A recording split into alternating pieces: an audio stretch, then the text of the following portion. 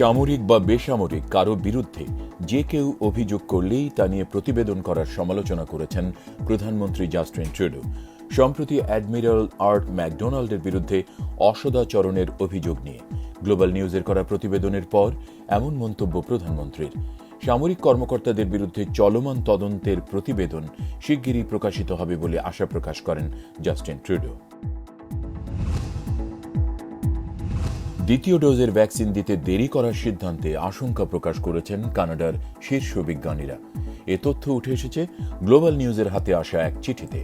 কানাডার প্রধান স্বাস্থ্য কর্মকর্তা ডাক্তার থেরেসা ট্যামকে দেয়া ওই চিঠিতে চলমান ভ্যাকসিন কার্যক্রম নিয়ে বিভিন্ন পরামর্শ দেয়া হয়েছে।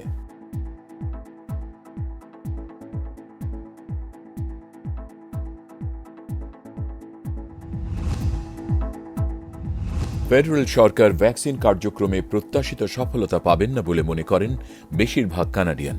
এমন তথ্য উঠে এসেছে ইপসোসের জরিপে। এতে অংশ নেয় 1000 মানুষ। তাদের মধ্যে 52% সরকারের কার্যক্রমে ভরসা পাচ্ছেন না। এছাড়া গ্রীষ্মের মধ্যে ভ্যাকসিন পাওয়া নিয়ে অনিশ্চয়তায় আছেন অনেকেই।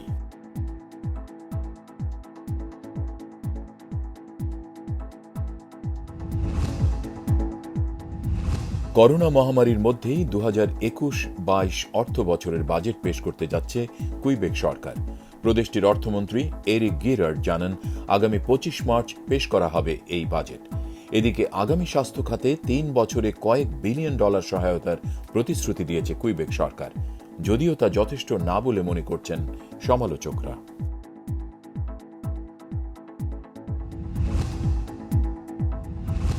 বিশ্বে প্রতি 3 জন নারীর মধ্যে অন্তত একজন শারীরিক বা যৌন হয়রানির শিকার হয়েছেন। এ তথ্য উঠে এসেছে বিশ্ব স্বাস্থ্য সংস্থার এক প্রতিবেদনে। এতে আরও বলা হয়, প্রতি 4 জনে একজন নারী নিজ পরিবারের সদস্যদের দ্বারাই নির্যাতনের শিকার, যা লকডাউনে আরও বৃদ্ধি পেয়েছে।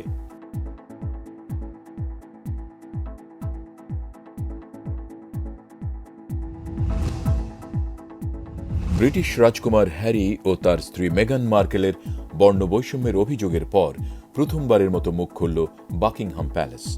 বিবৃতিতে জানানো হয়, প্রিন্স হ্যারি ও তার স্ত্রী সাম্প্রতিক সময়ে যে ঝড়ের মধ্যে দিয়ে গেছেন তা জেনে পুরো রাজপরিবার ব্যথিত। পুরো বিষয়টি উদ্বেগের সাথে নিয়েছেন রানী এলিজাবেথ।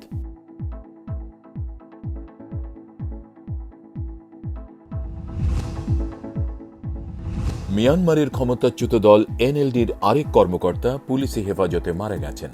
এ নিয়ে নিরাপত্তা বাহিনীর হাতে 2 জন দলীয় কর্মীর মৃত্যু হল। গত 1 ফেব্রুয়ারি অং সান সুচির দল এনএলডিকে উৎখাত করে মিয়ানমারের ক্ষমতার দখল নেয় দেশটির সেনাবাহিনী। তারপর থেকে দেশটিতে টানা গণবিক্ষোভ চলছে।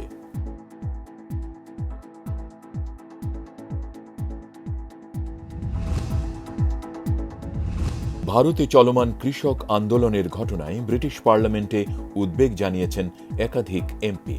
আন্দোলনরত কৃষকদের দাবির পক্ষে এবং তাদের নিরাপত্তা নিয়ে শঙ্কা জানানো হয়েছে। এই ঘটনায় পাল্টা প্রতিক্রিয়া জানিয়েছে নয়াদিল্লি।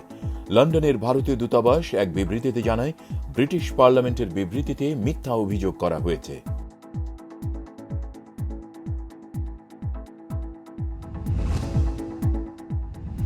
রাজনৈতিক সীমানা বাংলাদেশ ও ভারতের উন্নয়নে বাধা হয়ে দাঁড়াবে না বলে আশা প্রকাশ করেছেন প্রধানমন্ত্রী শেখ হাসিনা।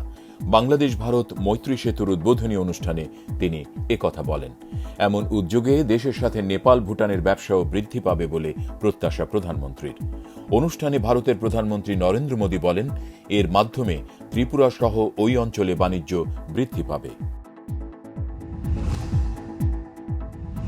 ভারতে রোড সেফটি ওয়ার্ল্ড সিরিজে টানা 3 ম্যাচ জয়ের পর ইংল্যান্ডের বিপক্ষে বড় ধাক্কা খেল স্বাগতিকরা। 189 রানের বিশাল টার্গেট তাড়া করতে নেমে শুরুতেই বিপর্যয়ে পড়ে ভারত। শেষ পর্যন্ত 7 উইকেটে 182 রানে গুটিয়ে যায় ভারতের ইনিংস।